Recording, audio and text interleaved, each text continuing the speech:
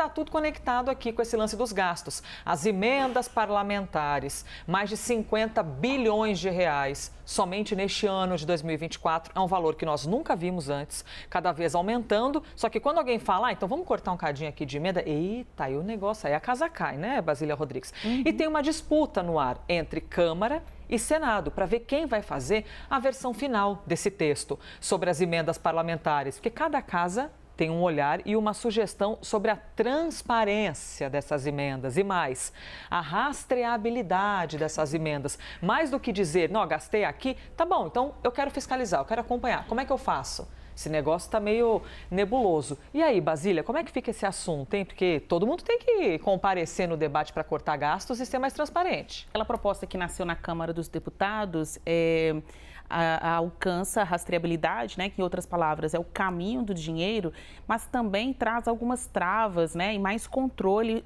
do governo federal sobre a destinação desses recursos e a prioridade, né, o que é pauta essencial, estruturante, estas sim teriam prioridade no rol, no ranking, né, do que é mais importante para a destinação desse dinheiro. Por isso que muitos integrantes do Congresso Nacional, especialmente no Senado, não gostaram nada disso, porque querem mais autonomia, mais independência também na gestão do recurso público nesse confronto com o governo federal. Qual é o factual, né? A expectativa é que esse texto seja votado no Senado Federal, ele passou pela Câmara, agora está no Senado, amanhã, quarta-feira, Elisa.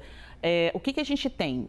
De início, uma proposta vindo da Câmara, aí veio uma outra ideia do Senado Federal que prega mais independência ao Congresso, portanto, diminui ali os poderes do governo sobre essa gestão. Várias disputas estão em jogo, diminui, né? Então, traz uma independência para o Congresso, mas isso significa tirar um pouco o que os outros estão dizendo sobre o dinheiro que você está usando? Seria como isso, Basília? Olha, se esse texto não passar, vai dar mal para todo mundo, porque a gente tem pouco tempo para a definição do orçamento do ano que vem, do orçamento de 2025, e a aprovação desse texto é condicionante para a aprovação do orçamento do ano que vem como um todo. Porque esse texto que fala das emendas parlamentares, então as emendas são ali uma fatia do orçamento geral, esse texto ele traz algumas regras de priorização da destinação desses recursos. Então, dava parte dessa responsabilidade, com ênfase, ao governo federal, para que os ministérios pudessem tomar esta decisão com base das emendas apresentadas sobre qual tema é mais importante. Isso gerou uma chiadeira nas bancadas, tanto por assuntos, né, as bancadas temáticas, como também por estado, porque eles entendem que ao fazer a disciplina, né, colocar regras sobre a liberação das emendas, se seguir esse texto da Câmara à risca, estaria perdendo espaço ali para os próprios parlamentares apontarem o caminho deste dinheiro. Continua sendo um vespeiro, né, uma equação difícil de se fechar, mas o tempo está correndo. Eles têm pouco tempo para fazer essa discussão e pouco tempo para aprovar o orçamento do ano que vem. Uma novidade é que ontem o senador Ângelo Coronel foi apontado, né, escolhido como relator dessa proposta. Então, para o pessoal da Câmara dos Deputados, isso já diminui um pouco das indisposições entre as duas casas, porque vão lá em cima do Ângelo Coronel para que ele acolha ao máximo o texto que foi aprovado pela Câmara e não o texto que estava sendo empurrado pelos senadores.